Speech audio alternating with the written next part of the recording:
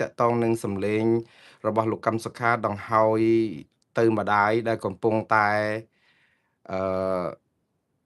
និយាយទៅគឺជាដង្ហើមចុងក្រោយរបស់គាត់ហើយព្រោះ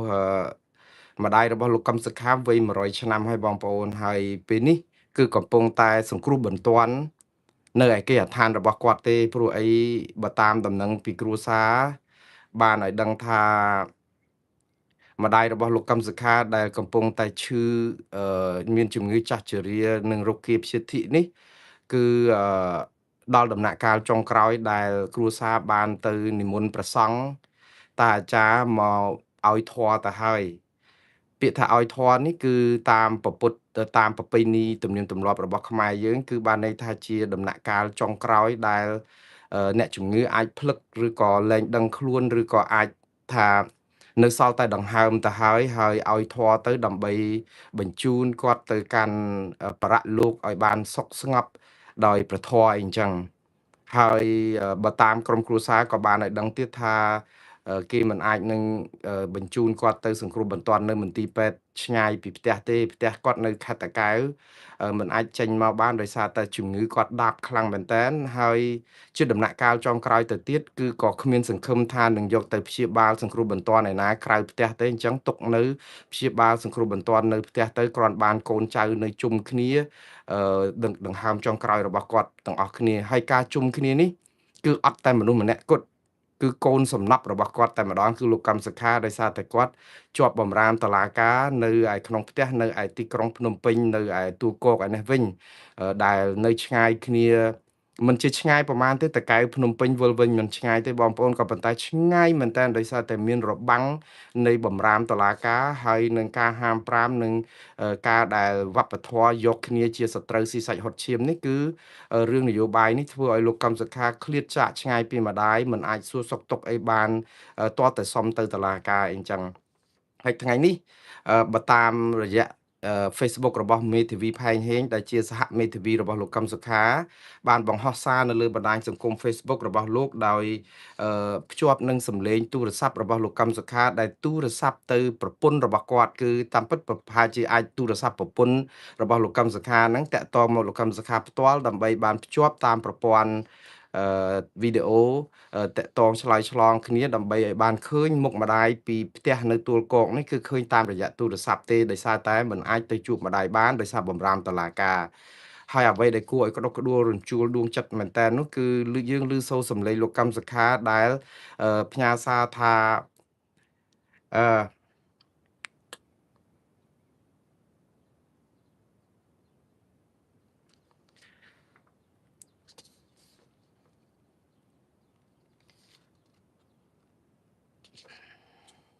សំទោសបងប្អូន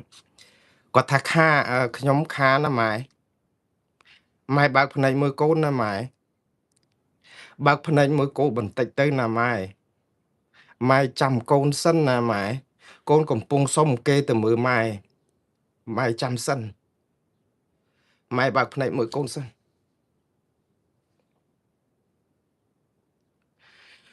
បងប្អូននៅក្នុងសម័យប៉ុលពតណាបើសំបីតែខ្មែរក្រហមសាហាវខុសខើព្រៃផ្សៃប៉ុណ្ណា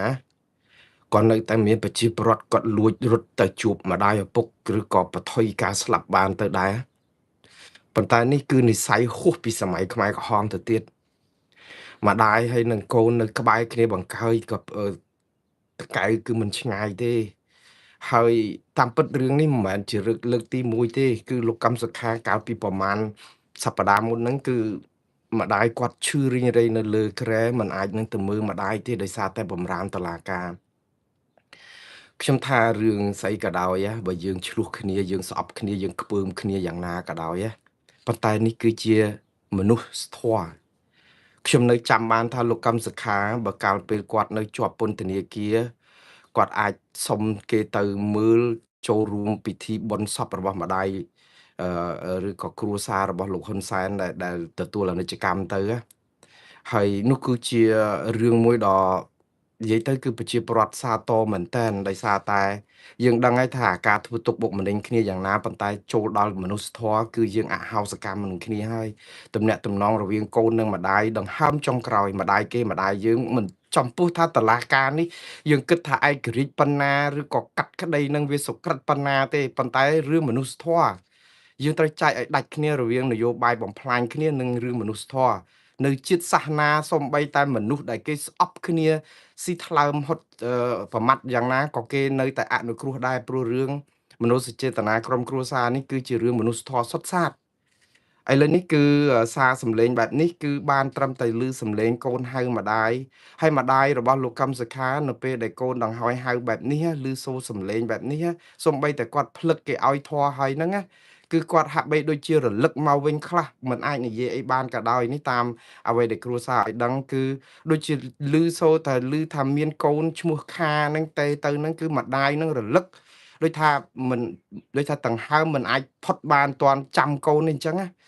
ប៉ុន្តែខ្ញុំមិនដឹងថាតើម្ដាយរបស់លោកកឹមសុខានឹងដង្ហើមគាត់ចុងក្រោយនឹងអាចរងចាំកូនដល់យូរប៉ុណ្ណាព្រោះនីតិវិធីតុលាការអាចនឹងស្មុគស្មាញថ្ងៃនេះបើតាមដំណឹងអ្វីដែលលោកផែងហេងសរសេរនៅលើបណ្ដាញសង្គម Facebook របស់គាត់នេះថាហើយនឹងឮសំឡេងលោកកម្មសខាហ្នឹងថាបានដាក់ពាក្យសុំទៅព្រះរាជអាជ្ញាទៅហើយសុំឲ្យអនុញ្ញាតឲ្យគាត់បានទៅជួបម្ដាយជាលើកចុងក្រោយដើម្បីទាន់ដង្ហើមក៏ប៉ុន្តែការសម្រេចនឹងគឺអាចនឹងស្មុគស្មាញទៀតហើយបងប្អូនព្រោះរឿងនេះមិនមែនជារឿងតុលាការទេបើតុលាការមែនតែនបេះដូងយើងមិនមែនជាមនុស្សឬក៏ជាសត្វធាតុបើគ្រាន់តែប៉ុណ្ណឹងវាពិបាកអីមិនម៉េះតើវាកន្លាប់ផែនដីប៉ុណ្ណាទៅគ្រាន់តែឲ្យកូនទៅជួបម្ដាយចុងក្រោយលៀងហ៊ីយំលៀងហ៊ី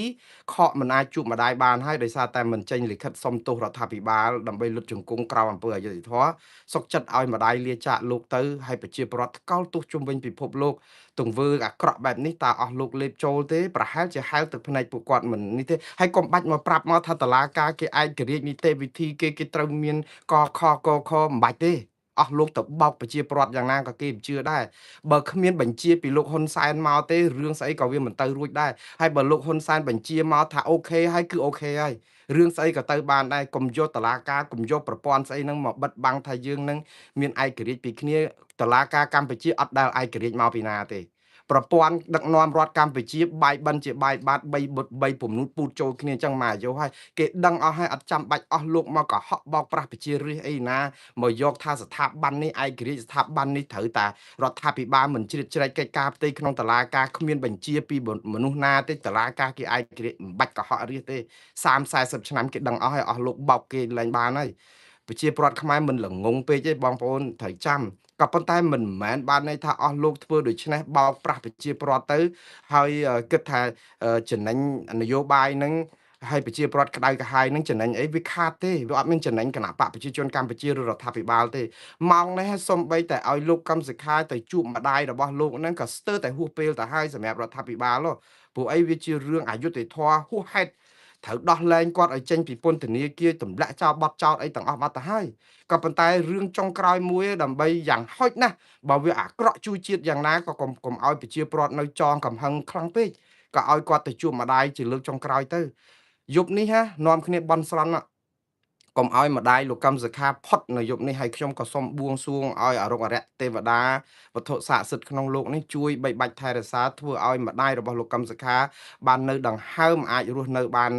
ជាយូរថ្ងៃតទៅទៀតយ៉ាងហោចណាស់ក៏ត្រូវតាមតាន់ដង្ហើមរបស់ឲ្យលោកកឹមសុខាបានទៅជួបvớiទម្រាំតឡាការគេសម្រេចក្តីអីយ៉ាងណាបើរឿងសម្រេចក្តីអញ្ចេះវិញដូចទៅសុំភ្លើងយក្សអញ្ចឹងប៉ុន្តែបើរឿងចុះទៅចាប់អ្នកណាម្នាក់និយាយរិះគន់រដ្ឋាភិបាលវិញ24ម៉ោងអត់មានចេញរួចទេទៅនឹងកាហែងដីរូងរុនក្តាមណាក៏ចាប់មកបានដែរគឺងើបមួយវាយមួយប៉ុន្តែបើរឿងអញ្ចេះវិញនិយាយពីនីតិវិធីនិយាយពីស្មុកស្មាញមួយថ្ងៃវាស់ល្ងាចហើយដាក់ពាក្យតាំងពីព្រឹកឥឡូវនេះម៉ោងកដាលអាត្រៀតអត់តាន់បានសេចក្តីសម្រេចទេព្រោះសេចក្តីសម្រេចវាមិនមែននៅលើរដ្ឋអាជ្ញាទេវានៅលើមនុស្សតែម្នាក់គត់នៅក្នុងប្រទេសយើងហ្នឹងហើយរឿងនេះគឺជារឿងមួយដែលជូរចត់មែនតើហើយអស់លោកទូរែកទៅហើយហែលទឹកភ្នែករបស់ម្ដាយលោកកម្មសខាទៅខ្ញុំនិយាយថាអឺបើសិនសំបីតែឲ្យគាត់ទៅជួបម្ដាយនៅពេលនេះហ្នឹងក៏សឹងតែហួសពេលទៅហើយផងតែប៉ុន្តែល្អបើធ្វើទៅយ៉ាងហោចណាស់ក៏ស្អំចិត្តប្រជាពលរដ្ឋនៅលើពិភពលោកកោលទោសរដ្ឋាភិបាលគ្រប់គ្នាហើយសន្សំតារឿងអកុសលកម្មហ្នឹងតើអស់លោកយកពិន្ទុអីគេអាហ្នឹងឥឡូវនេះចឹងបានថាបន់ទៅបន់ឲ្យលោកយាយម្ដាយរបស់លោកកម្មសខាហ្នឹងលោកនៅមានបជននាយុតទៅទៀតបើយប់ហ្នឹងលោកយាយមិនអាចរួចផុតពីសេចក្តីស្លាប់ទេគឺរដ្ឋាភិបាលកម្ពុជាហ្នឹងគឺថា មិនដឹងជាប្រជាពលរដ្ឋអាចអត់ឱនឲ្យយ៉ាងដូចម្ដេចទេវាច្រើនពេកអាក្រក់ហួសហេតុណាដូច្នេះខ្ញុំជឿថារដ្ឋាភិបាលកម្ពុជាម៉ោងនេះទៅតាសម្រេចអត់ទាន់ទាំងកដាលអាត្រៀតហ្នឹងណាប្រហែលដុតធូបបន់ដូចគ្នាកុំឲ្យម្ដាយរបស់លោកកឹមសុខាផុតយប់នេះអីកុំឲ្យវាដូចថាវាកម្មចង្រៃជន់ច្រើនពេកព្រោះប្រជាពលរដ្ឋមិនសប្បាយចិត្តហើយបើសិនជាធ្វើរឿងនេះវាអត់ត្រូវការឆ្លងពេលឆ្លងយប់ឆ្លងអីចឹងទេព្រោះទៅចាប់លោកកឹមសុខាអីវិញតាំងកដាលយប់ទៅចាប់គាត់តាំងកដាលយប់ម្លងអាត្រៀតអត់មានចាំបាច់នៅចាំស្អែកចាំអីឲ្យគាត់បានសម្រាលទទួលទានដំណេកលក់ស្កប់ស្កល់អត់ដែលរត់ទៅណាផងណាទៅចាប់ប្រផាត់ប្រភីងរឿងអង្គហេតុដែលទៅចោតប្រកាន់តាំងពី3 4ឆ្នាំមុនសិតតែបាត់ល្មើសជាក់ស្ដែងដល់ពេលរឿងជាក់ស្ដែងចេះអូយនិយាយពីនីតិវិធីស្មុកស្មាញមហាសែនតែគេឲ្យធ្វើឲ្យស្រួលគឺស្រួលគេចង់ចាប់មកសិនមិនទាន់ចេញដីកាក៏ទៅចាប់មនុស្សមកបានដែរមិនបាច់ចេញដីកាតុលាការអីទេប៉ុន្តែបើរឿងចេះវិញនិយាយពីអូសដូចអូសអាស័យប្រជាចង់ចឹងអស់លោកកំពុងតែសាងអកុសលកម្មឲ្យច្រើនទេខ្ញុំនិយាយនេះគឺយកតែប៉ុនទេខ្ញុំមិនប្រាថ្នាចង់ឲ្យប្រជាពលរដ្ឋស្អប់ខ្ពើមរដ្ឋាភិបាលនឹងកាន់តែច្រើនជាងនឹងទេព្រោះវាអស់សាច់នឹងរិះគន់ហើយប៉ុន្តែចង់ឲ្យអស់លោកធ្វើអំពើត្រឹមត្រូវល្អខ្លះទៅបើចុងក្រោយជីវិតចុងក្រោយកុំឲ្យគេដូចថាវាស្អប់ខ្ពើមយើងខ្លាំងពេកទៅណាអានេះឲ្យតែធ្វើឲ្យជាតិខ្មែរបែកបាក់មិនអាចផ្សះផ្សាគ្នាបានណាវាដូចថានយោបាយវាស្មុគគ្រោកពេកឥឡូវនេះគឺលោកកឹមសុខាគាត់សង្ឃឹមថាព្រះរាជអាជ្ញានឹងធ្វើតាមសំណើរបស់គាត់ទៅហើយឃើញលោកស្រីមេងសុភារីដែលជាសហមេធាវីរបស់លោកកឹមសុខាក៏សរសេរសារនៅលើបណ្ដាញសង្គម Facebook របស់លោកស្រី3 4ម៉ោងមុននេះគាត់ថាសំលេងដង្ហើយហៅម៉ែចាំកូនសិនណាម៉ែកូនកំពុងសុំទេទៅមើលសុំគេទៅមើលម៉ែហើយឮហើយពិតជារន្ធត់ចិត្តណាស់មេធាវីបានត្រឹមតែរន្ធត់ចិត្តទេបងប្អូនមេធាវីគាត់ពិបាកចិត្តប៉ុណ្ណឹងចោះប្រជាពលរដ្ឋយើងសាមញ្ញនេះតើយើងពិបាកចិត្តប៉ុណ្ណាលោកស្រីបានបន្តទៀតថាលោកកឹមសុខាពិតជាចង់ជួបម្ដាយគាត់ខ្លាំងណាស់តែរហូតមកដល់ពេលនេះមិនទាន់មានការសម្រេចណាមួយពីអាយកានៅឡើយទេស្របពេលដែលស្ថានភាពសុខភាពលោកយាយជាម្ដាយបង្កើតរបស់លោកកឹមសុខាកំពុងស្ថិតក្នុងស្ថានភាពធ្ងន់ធ្ងរគួរឲ្យព្រួយបារម្ភជាទីបំផុតសង្ឃឹមថានាទីចុងក្រោយនៃជីវិតរបស់លោកយាយនឹងបានជួបកូនប្រុសរបស់គាត់ដែលគាត់តែងតែទន្ទឹងរង់ចាំសូមព្រះពុទ្ធព្រះធម៌ព្រះសង្ឃជួយទ្រទ្រង់លោកយាយនិងសូមជូនលោកយាយឲ្យបានជួបកូនតាមបំណងបាទឥឡូវខ្ញុំស្លេះរឿងនេះបន្តិចទៀតបងប្អូនបើខ្ញុំអានកាន់តែច្រើនខ្ញុំកាន់តែយំកាន់តែច្រើនព្រោះខ្ញុំមិនអាចទប់ទឹកភ្នែកខ្ញុំបានទេឥឡូវចូលដល់ថ្ងៃ20ស្អែកនេះគឺជា20ឧសភាខែឧសភានេះថ្ងៃទី20នេះជាមែនតើទៅគឺជាទិវាចងកំហឹងបងប្អូនប្រហែលជានៅចាំហើយអ្នកនៅសម័យរដ្ឋកម្ពុជាហ្នឹងគឺគេឲ្យយើងធ្វើដាវធ្វើស្អីកបិតជាប់ផ្គាក់អីហ្នឹងគឺថ្កោលទោសខ្មែរក្រហមតាមផ្លូវហ្នឹងខ្ញុំមកអាយុប្រហែល7 8ឆ្នាំហ្នឹងហែងគេហើយមិនដឹងរឿងអីទេចងកំហឹងចងចាំទៅបនក្បត់បល័យពូជសាសអៀងសេរីប៉ុលពតខៀវសំផនអីលាក់ហ្នឹងចឹងទៅប៉ុន្តែឥឡូវនេះគឺ50ឆ្នាំហើយក្រោយរបបខ្មែរក្រហមដួលរលំទិវានៃការចងចាំនេះក៏នៅតែមានការរំលឹកនៅឡើយដោយសារតែរដ្ឋាភិបាលដំបូងដាក់ទិវាចងកំហឹងក្រោយមកទិវាចងចាំក្រោយមកក៏ដូរទៅទិវានៃការចងចាំទិវាជាតិនៃការចងចាំទៅទៀតហើយយកថ្ងៃ20ឧសភានឹងចងកំហឹងរបបខ្មែរក្រហមប៉ុន្តែបងប្អូនការចងកំហឹងរបបខ្មែរក្រហមគឺជារឿងត្រឹមត្រូវហើយព្រោះប្រវត្តិសាស្ត្រយើងអាចបំភ្លេចបានទេណាក៏ប៉ុន្តែរឿងសំខាន់បំផុតគឺតើយើងចងកំហឹងខ្មែរក្រហមនេះគឺយើងពិតជាលែងឲ្យមានខ្មែរក្រហមទៀតឬក៏យើងចេះតែនាំគ្នាចងកំហឹងហើយយើងធ្វើឲ្យប្រវត្តិសាស្ត្រសាដានថ្ងៃនេះលោកហ៊ុនម៉ាណែតមានសារលិខិត3ទំព័រតាក់ទងនៅក្នុងទិវាចងកំហឹងបកកែសរសេរមិនខ្ញុំកំពុងតែឆ្ងល់3ទំព័រហើយហ្វុនទូចបើលាតទៅ5ទំព័រគាត់សរសេរហើយសារលិខិតរបស់លោកហ៊ុនម៉ាណែតមែនតើគឺក្បត់សច្ចធម៌នៃទិវាចងចាំត្បិតខ្មែរយើងនៅតែបែកបាក់គ្នាខ្លាំងខ្ញុំសូមអានតែសង្ខេបបន្តិចទេព្រោះអីវាវែងពេកបងប្អូនគ្មានពេលនឹងអានឲ្យអស់ហើយសារលិខិតវែងយ៉ាងនេះគ្រាន់តែក្បាលលិខិតហ្នឹងមួយទំព័រឲ្យរៀបរាប់ពីយោងទៅនេះយោងទៅនោះហ្នឹងសារលិខិតលោកហ៊ុនម៉ាណែតក្នុងឱកាសខួបលើកទី9នៃទិវាជាតិនៃការចងចាំថ្ងៃទី20ឧសភាឆ្នាំ2026ខ្ញុំអត់ដកស្រង់ទាំងអស់គ្រាន់តែយកនិយាយថាឃ្លាមួយដែលគាត់និយាយថាការរំលឹកទិវានៃការចងចាំថ្ងៃ20ឧសភានេះគឺយើងទាំងអស់គ្នាត្រូវគួរតែត្រូវនាំគ្នារួបរวมថែរក្សាការពារសន្តិភាព ឲ្យបានគង់វង្សព្រោះសន្តិភាពជាមូលដ្ឋានសម្រាប់ការកសាងគ្រួសារសហគមន៍និងប្រទេសជាតិឲ្យមានការអភិវឌ្ឍរីកចម្រើនស្ថិរភាពនិងសន្តិសុខសពថ្ងៃនេះកម្ពុជាកំពុងរស់ក្រោមម្លប់សន្តិភាពមានស្ថិរភាពនយោបាយស្ថិរភាពសង្គមនិងការអភិវឌ្ឍសមិទ្ធផលទាំងនេះកើតចេញពីការខិតខំប្រឹងប្រែងរួមគ្នារបស់រដ្ឋាភិបាលនិងប្រជាជាតិយើងទាំងមូលក្នុងការថែរក្សាសន្តិភាពការផ្សះផ្សាជាតិនិងការលើកកម្ពស់ស្មារតីសាមគ្គីជាតិរបស់ជាតិយើងក្នុងបរិបទដែលពិភពលោកកំពុងប្រឈមនឹងចំនួនអំពើហិង្សានិងភាពមិនប្រកបប្រជាខ្ពស់កម្ពុជាកាន់តែយល់ច្បាស់អំពីតម្លៃដ៏ថ្លៃថ្លានៃសន្តិភាពនិងស្ថិរភាពនៅក្នុងសង្គមហើយក៏ជាអ្វីដែលកម្ពុជាត្រូវចងចាំនិងយល់ដឹងឲ្យកាន់តែច្បាស់អំពីប្រវត្តិសាស្ត្រនិងអត្តសញ្ញាណជាតិពិតប្រាកដរបស់ខ្លួនផងដែរបងប្អូនទិវានៃការចងចាំនេះគឺចងកំហឹងដើម្បីយើងទប់ទី1គឺអឺកុំឲ្យមានរបបបល្ល័យពូជសាសន៍ឡើងវិញកុំឲ្យមានការរំលោភសិទ្ធិមនុស្សកុំមានការបែកបាក់ជាតិសាសន៍ខ្មែរឲ្យមានការផ្សះផ្សាជាតិឲ្យមានសាមគ្គីជាតិព្រោះទិវានៃការចងចាំហ្នឹងគឺយើងចងចាំនៃប្រវត្តិសាស្ត្រដ៏ខ្មៅងងឹតតើយើងចងចាំអីឲ្យប្រកាសឥឡូវហ្នឹងតើខ្មែរយើងពិតជាមានសន្តិភាពមែនឬខ្មែរយើងពិតជាមានការផ្សះផ្សាជាតិមែនឬខ្មែរយើងពិតជាមានការសាមគ្គីជាមហាគ្រួសារខ្មែរឬខ្មែរយើងពិតជាមានការសន្តោសប្រោះប្រណីឬអត់មើលទេចឹងសកម្មជននយោបាយដែលជាប់គុកប្រមាណអ្នកហ្នឹងខ្មែរឬក៏យួនឬក៏ជនជាតិដតីសុទ្ធតែខ្មែរទាំងអស់មែនតើទៅជនជាតិដតីសាសយួនអីហ្នឹងច្រើនតែរួចខ្លួនវិញឯងហើយយើងចាប់គ្នាដាក់គុកអស់ដោយសារតែគ្នាមានគំនិតនយោបាយមិនស្របនឹងខ្លួនអានឹងឬសាមគ្គីជាតិ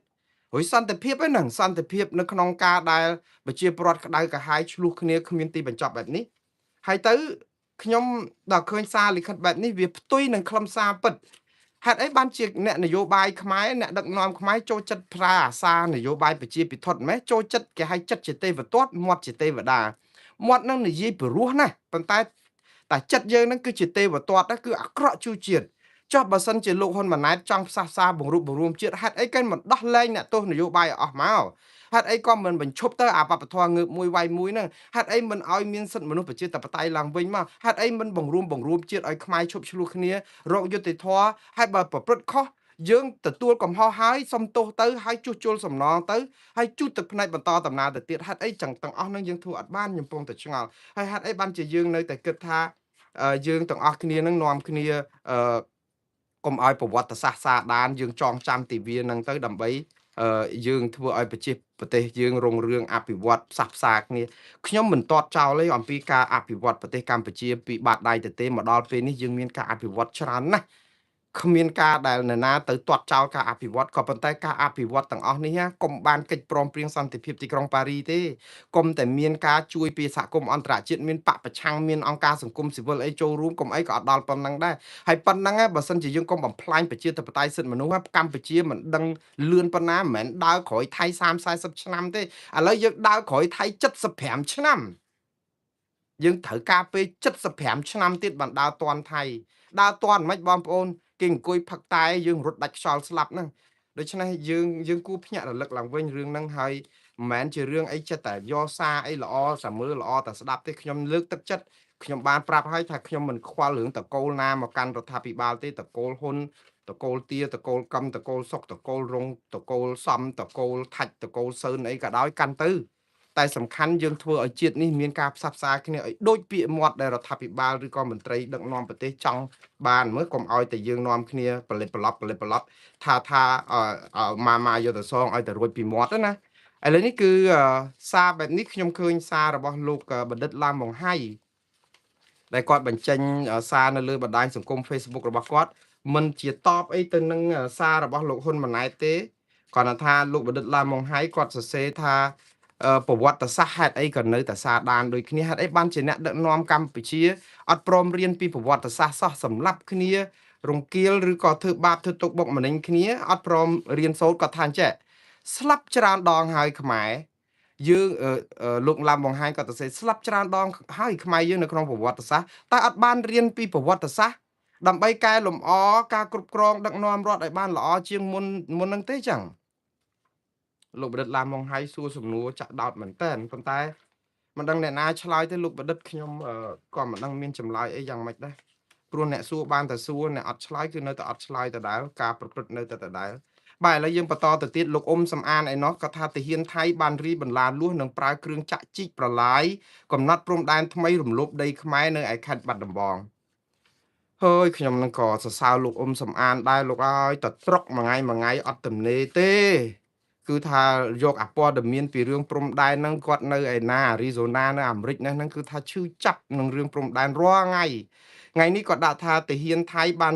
យកបន្លាលួសនិងប្រើគ្រឿងចាក់ជីកបលាយកំណត់ព្រំដែនថ្មីរំលោភទឹកដីខ្មែរនៅភូមិចំការស្រូវឃុំបារាំងធ្លាក់ស្រុកភ្នំព្រឹកខេត្តបាត់ដំបងខ្ញុំថាសាររបស់លោកហ៊ុនលោកអ៊ុំសំអាននេះធ្វើឲ្យចាក់ដោតដល់លោកសុកលូដែលអភិបាលខេត្តបាត់ដំបងលោកសុកលូទៅនិយាយមកថាសំបីអាគេធ្វើលបងចាក់បេតុងបកគោលខ្សែ52ដល់54ហ្នឹងគាត់ថាធ្វើដីគេតាមានតាក់តងអីដីខ្មែរអាហ្នឹងគេធ្វើស្រេចគេតាហ្នឹងដីអធិបតេយ្យរបស់គេក៏អត់មានប៉ះពាល់លើដែនខ្មែរហើយក្រសួងការបរទេសទៅចេញសេចក្តីថ្លែងការណ៍មុនលោកសុកលូនិយាយថាថ្កោលទោសថៃពីរឿងធ្វើអាលបងចូលដល់ព្រំប្រទល់ខេត្តនៅក្នុងខេត្តបាត់ដំបងហ្នឹងអភិបាលខេត្តម្ចាស់ដីគួរឲ្យមើលដីគាត់ទៅនិយាយខុសពីម៉ែឪនៅថ្នាក់លើហ្នឹងទៀតរួយទៅស្ងាត់ឲ្យឈឹងទៅចាប់លោកគឹមប្រុសឯណារឿងបញ្ហាតរេនឯណានោះវិញខ្ញុំមិនចង់ទៅឲ្យរករឿងអីចាប់ចងអីលោកសុកលូទេប៉ុន្តែរដ្ឋាភិបាលអភិបាលខេត្តហើយនឹងរដ្ឋាភិបាលនិយាយខុសគ្នាឲ្យទឹកដីមួយថាបាត់មួយថាអត់មួយថាគេបំពេញមួយថាអត់អីទេឥឡូវនេះលោកអ៊ុំសំអានថានៅក្នុងតំបន់ភ្នំព្រឹកហ្នឹងគេកំពុងឲ្យយកគ្រឿងចាក់យកមកជីកដាក់បន្លាលួសជីកបន្លាយប្រឡងអីទៀតគាត់ថាទាហានហ្នឹងមកនៅខេត្តបាត់ដំបងហ្នឹងថ្ងៃថៃអាចនឹងធ្វើរបងបេតុងនៅកន្លែងស្រុកនឹងដូចស្រុកកំរៀងចឹងទៀតហើយលោកសុកលូអភិបាលខេត្តហ្នឹងទៅទទួលអត់ទទួលស្គាល់ទេថាលបងហ្នឹងថាគេចង់និយាយគេសង់នៅដីគេអញ្ចឹងហើយឥឡូវហ្នឹងរដ្ឋាភិបាលអត់ចេញព័ត៌មានអីនិយាយពីរឿងលោកអ៊ុំសំអានហ្នឹងនិយាយហ្នឹងមិនគឺនៅស្ងៀមជាជាងស្ដីតាពាជ័យខ្ចីជាជាងទនេមាត់ហើយមានប្រព័ន្ធឃោសនិកផ្សព្វផ្សាយរបស់រដ្ឋាភិបាលហ្នឹងក៏ទាត់ចោលអាសម្លេងឬវីដេអូដែល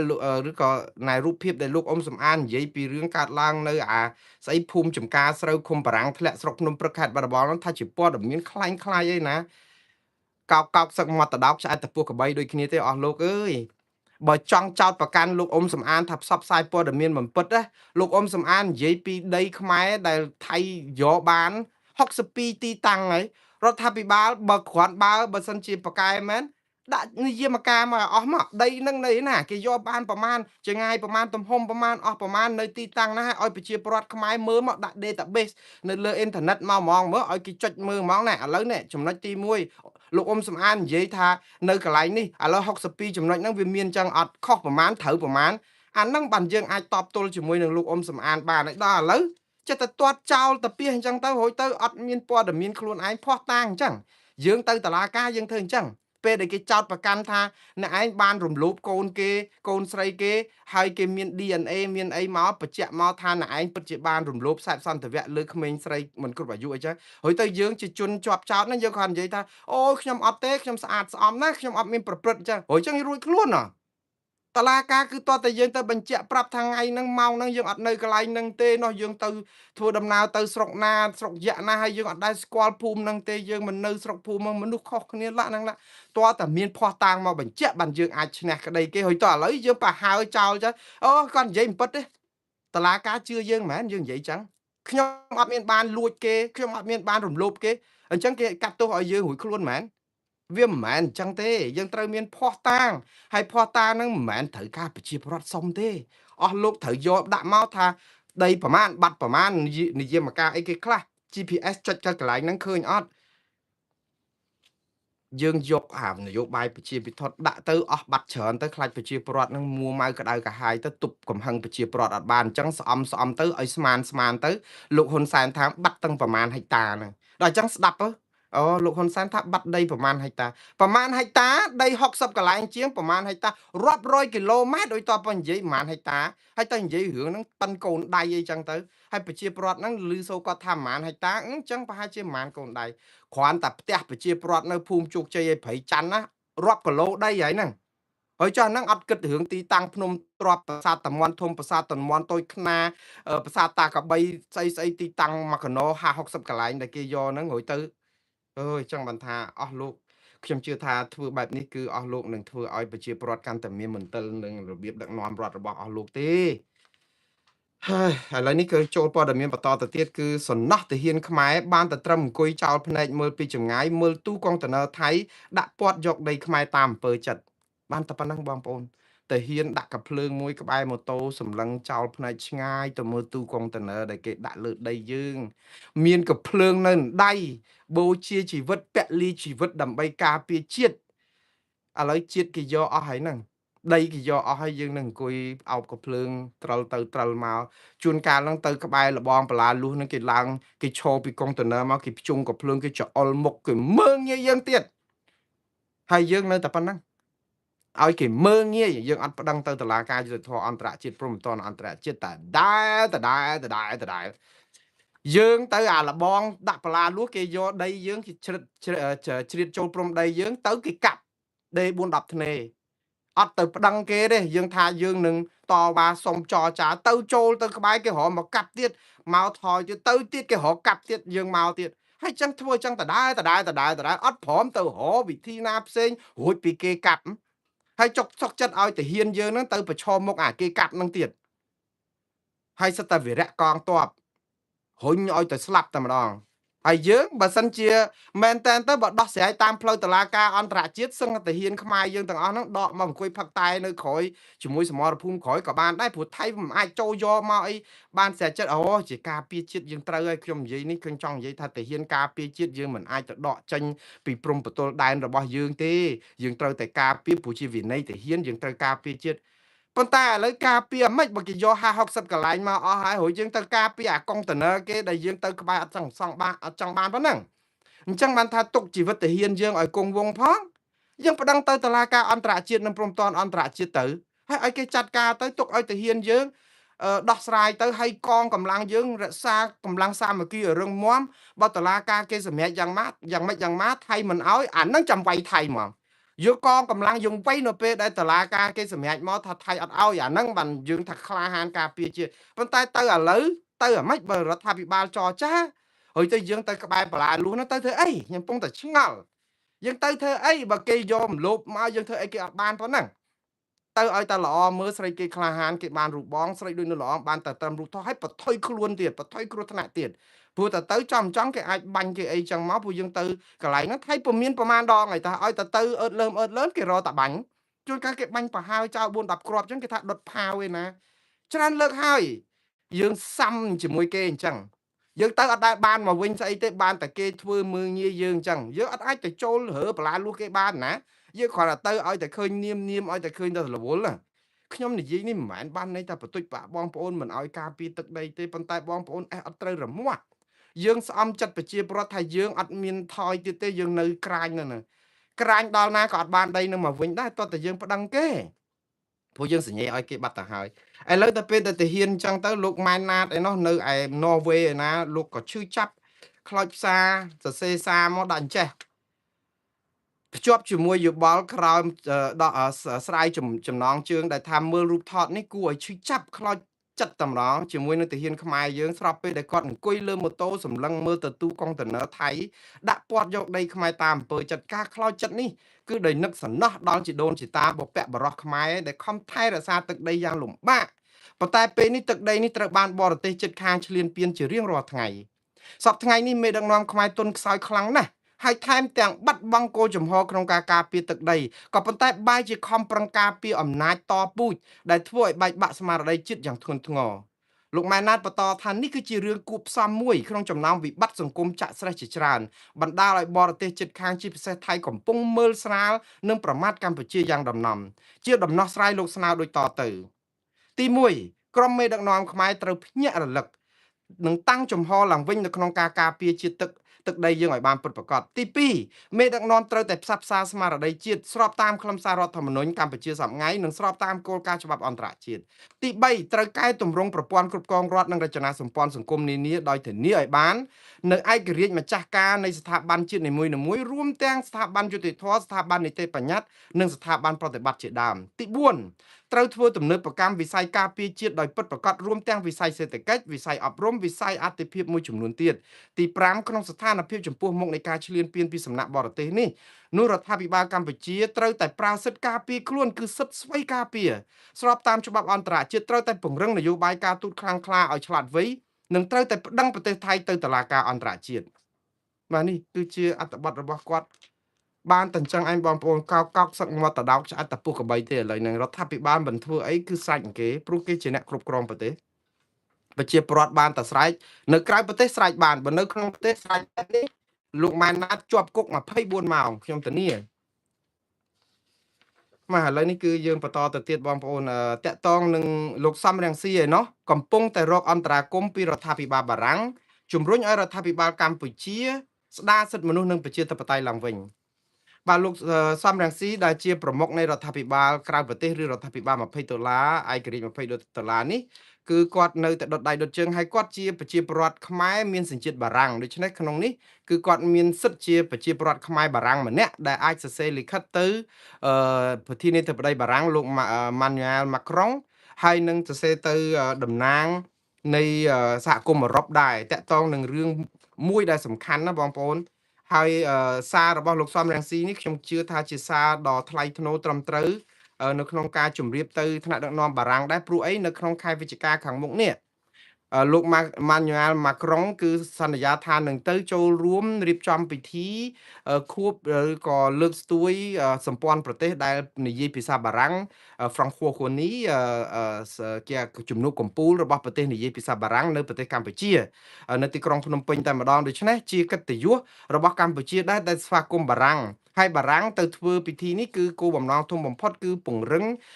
សម្ព័ន្ធភាពនៃប្រទេសនិយាយភាសាបារាំងឬលើកស្ទួយការនិយាយភាសាបារាំងអត់មានខុសឆ្គងអីទាំងអស់ហើយការទៅប្រទេសកម្ពុជាក៏អត់មានការខុសឆ្គងអីដែរព្រោះប្រទេសកម្ពុជាមានប្រវត្តិជាប្រទេសដែលរងការគ្រប់គ្រងអាណានិគមរបស់បារាំងមានប្រជាពលរដ្ឋខ្មែរច្រើនណាស់ជាពិសេសវ័យចាប់ពី50ឆ្នាំឡើងទៅ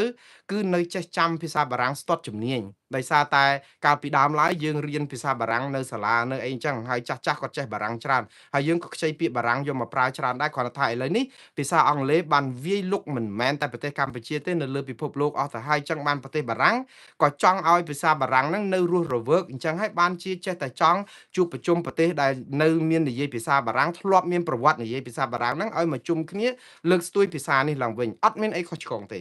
ក៏ប៉ុន្តែការធ្វើទស្សនកិច្ចឬក៏ពិធីនេះនៅប្រទេសកម្ពុជាជាឱកាសសម្រាប់ក្រុមប្រឆាំងឬគណៈបកប្រឆាំងឬរដ្ឋាភិបាលក្រៅប្រទេសជាពិសេសលោកសំរងស៊ីក៏បានសរសេរលិខិតទៅលោកម៉ានូអែលម៉ាក្រុងដោយមានខ្លឹមសារច្រើនណាស់តែខ្ញុំមិនអាចមានពេលវេលាអានអស់ទេប៉ុន្តែសំណូមពររបស់លោកសំរងស៊ីតែ3ចំណុចទេដែលគួរឲ្យកត់សម្គាល់ទី1ថាប្រទេសបារាំងគឺជាប្រទេសថ្លៃថ្នូរប្រជាធិបតេយ្យមួយដ៏គួរឲ្យគោរពដូច្នេះមិនគួរណាទៅប្រទេសកម្ពុជាដោយមិនដាក់សម្ពាធអីសោះទេលោកសំរងស៊ីមិនបានហាមឃាត់ប្រធានាធិបតីបារាំងមិនឲ្យទៅស្រុកខ្មែរហើយខ្ញុំជឿថាគ្មានអ្នកណាម្នាក់ហាមឃាត់លោកម៉ានូអែលម៉ាក្រុងចូលទៅប្រទេសកម្ពុជាគ្រាន់តែទៅធ្វើពិធីដើម្បីលើកស្ទួយភាសាបារាំងហ្នឹងទេព្រោះអត់មានអ្នកណាទប់គាត់បានទេប៉ុន្តែលោកសំរងស៊ីស្នើជាសំណូមពរឲ្យបារាំងទៅគឺឲ្យដាក់សម្ពាធឬក៏ជំរុញឲ្យរដ្ឋាភិបាលកម្ពុជាស្ដារសិទ្ធិមនុស្សនិងប្រជាធិបតេយ្យឡើងវិញជាពិសេសរឿងដោះលែងលោកកឹមសុខារឿងរោគយុតិធធដល់លោកលឹមកំយ៉ាដែលជាខ្មែរបារាំងដែរហើយមិនត្រូវផ្ដល់ភាពស្របច្បាប់ឲ្យរដ្ឋាភិបាលកម្ពុជាកុំឲ្យថាបារាំងទៅស្រុកខ្មែរហ្នឹងឲ្យមានរូបភាពមួយថាដូច